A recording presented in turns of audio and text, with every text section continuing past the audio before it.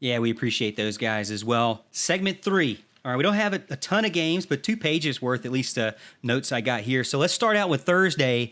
Houston and I might be getting together to do some little Thursday play-by-play calling on YouTube. So go check that out. YouTube exclusive when we do these kind of things, just for fun. But Thursday night is, correct me if I'm wrong here, Houston, the Super Bowl champs against Deshaun Watson and the Clemson Tiger legendary quarterback.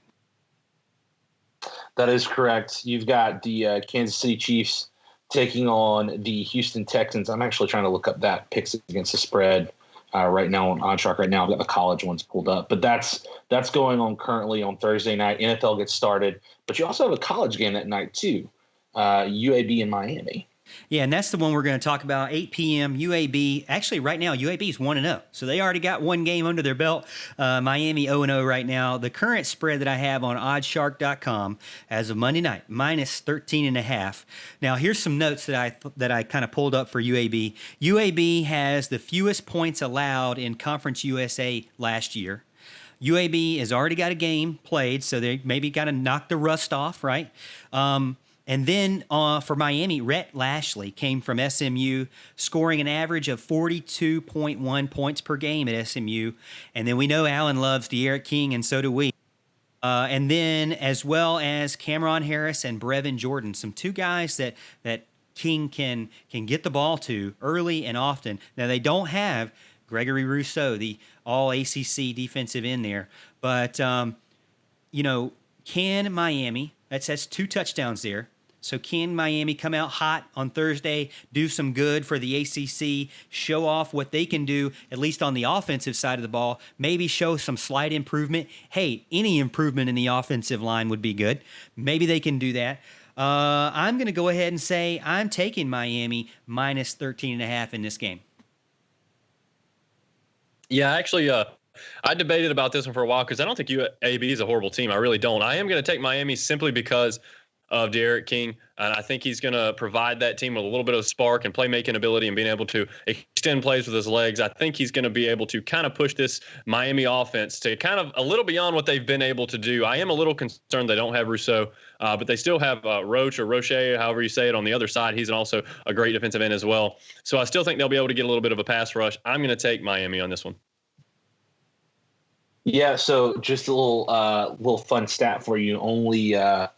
Only Clemson, Ohio State, and Boise State have more home wins than UAB, but this is not in Birmingham. UAB is a good team.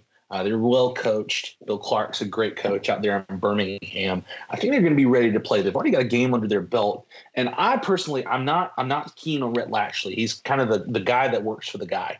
He was the offensive coordinator under Gus Malzahn. Gus Malzahn called that offense. He went to UConn, didn't really have a great year, ended up at SMU, once again coordinating for a guy that calls the plays in Sonny Dykes. Now he's on his own again. I think that Miami wins this game, but I don't think they win by 13.5. I think it's a little closer than the experts think. So I'm going to say UAB on the spread, Miami to win the game. And you really, I mean, I can't really say that you're completely out of line, considering the first thing I said about having the fewest points allowed in Conference USA. So if anybody can hold a team that may be pretty rusty or maybe not even rusty, but just unfamiliar with themselves, Miami's going to be unfamiliar more so than UAB. And so you could lean for UAB in that sense. Also, I believe, I don't know if, didn't write this down, but UAB's pretty doggone good against the spread as well. So keep that in mind. Go look at those stats, because you got to look at all these little intricacies when it comes to picks against the spread. A lot harder than just straight up, for sure. So, and then again, like, guys, I went down and wrote these down. I went through what we do. Now, I completely missed this. What we do is we do all ACC teams and any top 25 teams that are playing that week. All right, so you're going to get all ACC matchups and then top 25 that we're going to run through. If I missed any, guys, make sure to shout it out at the end of the segment. So kind of write them down and parking lot it for me. But that's the only one for Thursday. I don't have any for Friday. And then we start off on Saturday, the 12th, okay? My first one up is not an ACC matchup, but is Iowa State, number 23. Louisiana Lafayette at Iowa State. Raging Cajuns there. And then you've got their is it Louisiana Lafayette, or are they the Raging Cajuns? Did I say that right? Yeah, so they're the Raging Yep. Cajuns at Iowa State Cyclones, and I've got minus 11.5 for Iowa State. Now, Louisiana, the Raging Cajuns. You guys might know the head coach there. Correct me if I'm wrong here, but this is a Clemson guy. Now, Billy Napier, 18-10, stayed for another year, even though there were rumors that Dabo Swinney was calling him, saying, come home. And also Nick Saban was calling him, saying, hey, come on. Let's see what you got. Now, I remember when I was younger, Billy Napier was not the guy you wanted to have as your offensive coordinator. He stayed in the ace format, 2 wide receivers, 1 running back, 2 tight end type thing, and it was not fun. But he has since learned under Nick Saban. He has since grown a lot and is doing very well, and they can score big time there. So I think these are 2 teams that can score. And again, Louisiana won the Sun Belt, went 11-3 overall this year or last year, and again, they're a very high-scoring team. So the spread, the over/under is 56, and the spread is minus 11.5. I don't know about the over/under because both these teams can score, in my opinion, but I am going to say that Iowa State can beat Louisiana by 11.5. So give me Iowa State at Iowa State. Yeah, I'm actually going to take the Raging Cajuns here. You hear a lot of stuff about them. I like how you say they can score. They're going to be kind of one of those teams. Louisiana Lafayette, who are they, right? Okay, well, they can play some ball, and they've done some of this kind of stuff in the past. Even though I like Iowa State, as well, and the quarterback. But I just think that this is kind of one of those times where you're going to have to pick some underdogs. I told you guys before the show when I was looking at my picks, I was like, man, I picked almost all the favorites. And as a matter of fact, I had missed this one. So I wouldn't have even known about it. But this is my chance to take the underdog with the points. And I'm going to take Louisiana Lafayette. Now, to your point there, before we go to Houston, when you looked at what we did with Yahoo, I mean, it's very easy to take all the favorites. But if you look at it, on average, it was like, let's say of about 20 picks we had last year, it always seemed about 5 to 7 underdogs won. Now, I was usually wrong with all of them, but I will say that there were some out there that happened every single week, and so you got to really think about that. You can't always lean on the favorite. It's a little bit easier for me, though, to lean on the favorite in the sense of being week 1. So that's why I feel a little bit more comfortable with the favorite, but I only take the favorite so far. You know, start to get in these 20-point favorites week 1, makes me start to sweat a little bit. Yeah, so if we're going to talk about a couple of things here regarding Iowa State, we're talking over-under here, 56. We're talking about a Big 12 defense. My advice to you is life's too short to bet the under on this. Bet the over on the 56. As far as the points go, I'm picking Iowa State to win outright in this game, but Iowa State is always prime for early season struggles. They've struggled with Northern Iowa. They've struggled with North Dakota State in the past. North Dakota State's beaten them outright in the past. They're due for an early season struggle. I'm saying Iowa State wins outright, but take ULL plus the points on that. Okay. And like I said, I can't necessarily disagree with you on this one. This one's hard. These first 2 are kind of hard to say. When it gets into the spread, it's a little bit difficult, but we'll agree to disagree here. Now, here's one that I was kind of talking about. This is an ACC versus ACC matchup week 1. Not a Clemson game, but this is Syracuse at North Carolina Tar Heels, number 18. So not only is it ACC versus ACC, but it is a top 25 matchup there, or a top 25 team is there. Obviously, Syracuse is not top 25. But UNC, I'm showing right now on oddshark.com, is a 22-point favorite. All right, so the question is, and there's 65 points over under. The question is, can the Tar Heels beat Syracuse by 22 points or by more than 22 points, right? Well, I like to go, this is what I like to do. All right, now this may be very, very caveman style, but how many 22-point losses did Syracuse have, or more, did Syracuse have last year? And I don't think Syracuse is going to be really any better than they were last year. I really think they're going to probably not win very many games this year, considering they got to play a bunch of ACC games. I don't have them winning more than about 3 games, if that. So I'm telling you that the Tar Heels are one of the best teams in the ACC. Syracuse is one of the worst teams in the ACC. They're at North Carolina. 22 points. Syracuse lost at Maryland by more than 22. They lost to Clemson by more than 22. They lost to Boston College by more than 22. And they lost at Louisville by more than 22. So 4 teams in 2019 that they lost by more than 22. So go ahead and give me UNC on this one.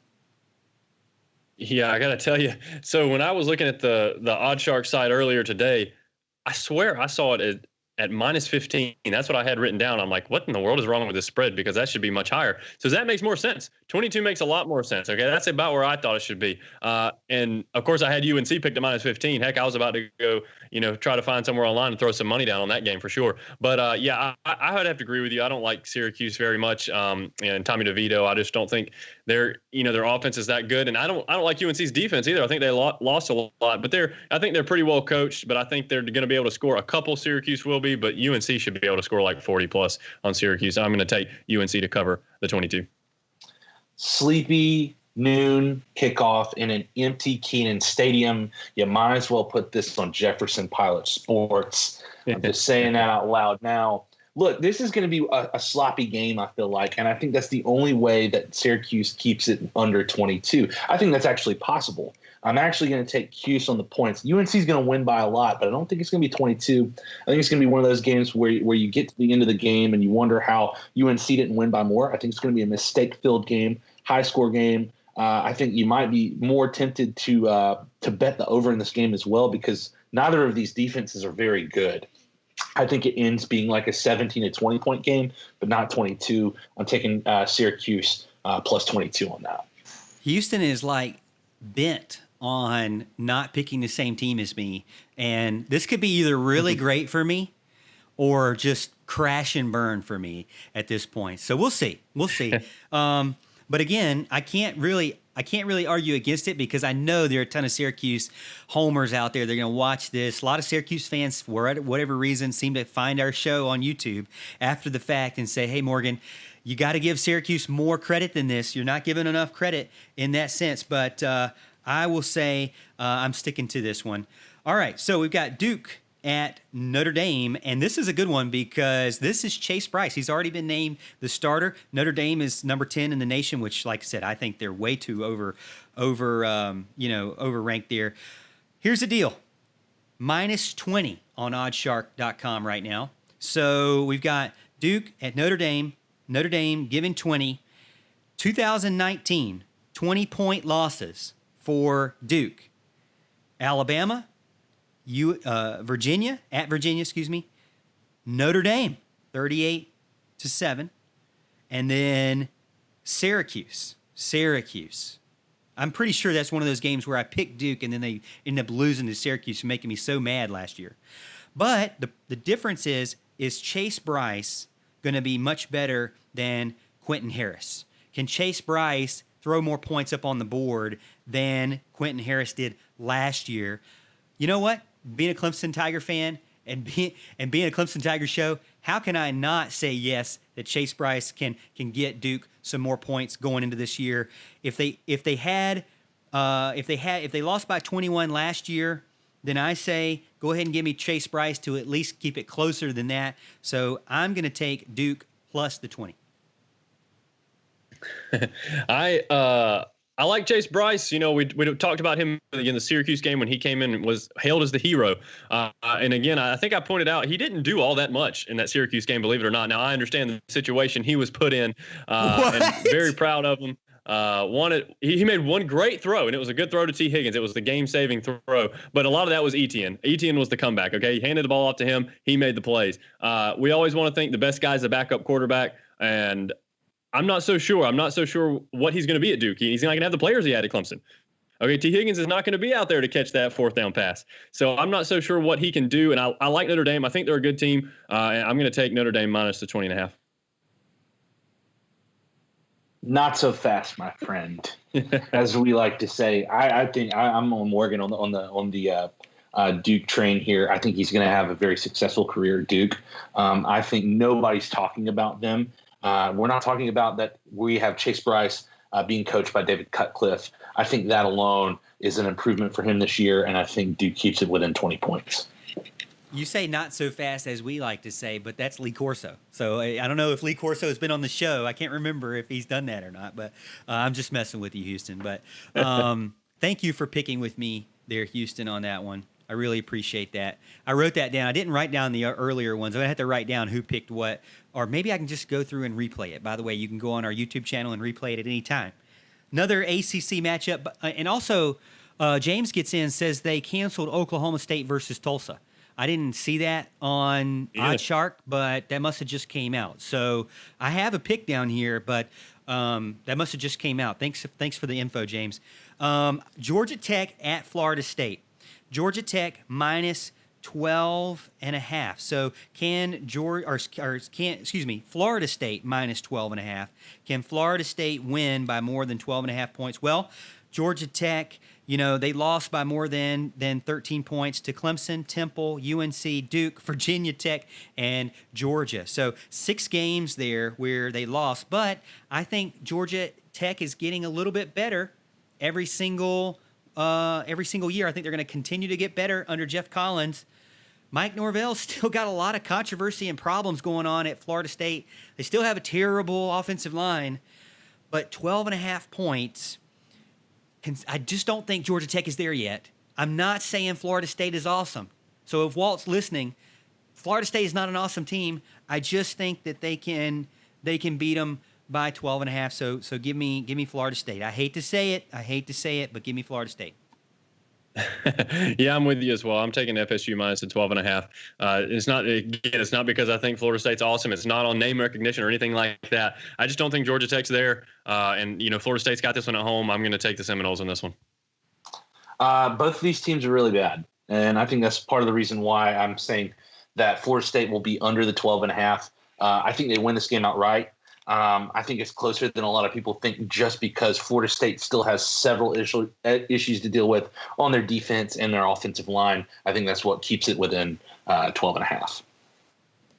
Yeah, I'm trying to look on and see if I see any updates or any trending news with that closure. I don't see it yet, but let's keep that in mind for sure with the Oklahoma State game. Back to that, but all right, next one. Austin Peay versus Pitt, or at Pitt, minus 27.5 is what I got on this one, gentlemen. Pittsburgh did not beat anyone by 27.5 or more points. So last year, Pittsburgh could not put up that many points on their opponent. I say they can't do it again this year. So give me Austin Peay at 27.5 points. Look, plain and simple, I understand where you're coming from there with Pittsburgh and not being able to score that many. They're just a really up and down team. It always seems like they're a roller coaster. I think they're a decent team. I think they have some decent pieces here, and they're playing Austin Peay. There's no way I can pick Austin Peay to cover anything. Okay, and Austin Peay may win for all I know, but there's no way based on the name Austin Peay that I'm going to pick them to cover the spread against Pittsburgh. I'm going to take Pitt. I watched Austin Peay and Central Arkansas 2 weeks ago. And if Jeremiah Oatsfall is still the quarterback at Austin Peay, Pitt will cover that game easily. Yeah, let me tell you something. I hate to say it, but maybe I'm wrong on this one. Maybe I'm too far out there. Like I said, I'd like to go for underdogs, but I didn't tell you to follow my picks. I told you to follow Allen's picks, and maybe Houston's picks after we see how he does this year. Again, it looks like they didn't cancel it, so that game is just being postponed. I'm seeing it now on Twitter. Brett McMurphy, Tulsa Oklahoma State game set for this Saturday has been moved back a week to September 19 because of Tulsa's COVID issues. So that's breaking news. It just came out about 11 minutes ago. Thank you so much for hooking us up there, James, over in chat. But let's talk about another Oklahoma team. Number 5, Oklahoma hosts Missouri State. Hey, this is a pay-per-view matchup. There ain't no way I'm paying $50 for this game. Get out of here. And it's off. You know what, guys? Let's skip this one. I want to skip the ones that are off. We know Oklahoma's going to win. And again, a pay-per-view. I just had to mention that because my brother-in-law is a big Oklahoma fan. He used to live there, and he's like, should I pay $55 for this game? I'm like, no. You can find some bootleg website to get this game streamed for free. Again, the next game was Oklahoma State and Tulsa. We'll hold that to next week. Texas or UTEP at Texas. I didn't see a spread for that. And let me look again just to double check. UTEP Texas, no spread showing right there. So I'm gonna skip that one. Western Kentucky at Louisville. This one was kind of interesting to me. Western Kentucky Hilltoppers, one of the better teams in their conference, versus Louisville, one of the better teams in the ACC. Louisville, minus 11.5 right now. The spread consensus is about 66% of people are leaning towards Louisville at 11.5. Over-under is at 58 points. Hey, last year, it looks like those two teams played, and Louisville won by more than 11.5 points. So give me Louisville again. Yeah, I'm taking Louisville here as well, and Western Kentucky can be one of those kind of sneaky good teams at times. But yeah, Louisville is definitely my take here. Mainly because I think they're underappreciated this year. I think they're going to be a lot better than people realize, and they got some playmakers on offense especially, and I think they're going to be able to surprise some people with how many points they're going to put up. So I'm taking Louisville. Yeah, I would say hammer Louisville on this one. I feel like exactly what Big Al just said. They're underappreciated. They're a very good running team. I think they're going to run roughshod over the Hilltoppers. Chat also getting in saying Texas right now showing a minus 42.5. Oh, God. I hate minus 42.5. Like when I look at that, I want to throw up. 42.5 points. Is so hard to pick a team to beat somebody by that much. I'm not going. This is my unofficial because I really hadn't looked at it because I couldn't find it on OddsShark. But I gotta say, stay away from a minus 42.5. Yeah, I would agree. I wouldn't pick this one. This would definitely be an unofficial pick. But as far as you're talking about, I take UTEP here. And not having looked at it really, I understand Texas has good QB. They can score some points. First week rust, maybe 42.5 points. That's just crazy. I don't take a lot of people 42.5. So I'd be with you on this one, Morgan. Tentatively, I'd agree. Now, I did watch UTEP the other night. They're bad. So there's a reason that it's set at 42.5 or whatever it is. I wouldn't bet it. But if you're feeling frisky and you want to bet it, UTEP's a pretty bad team.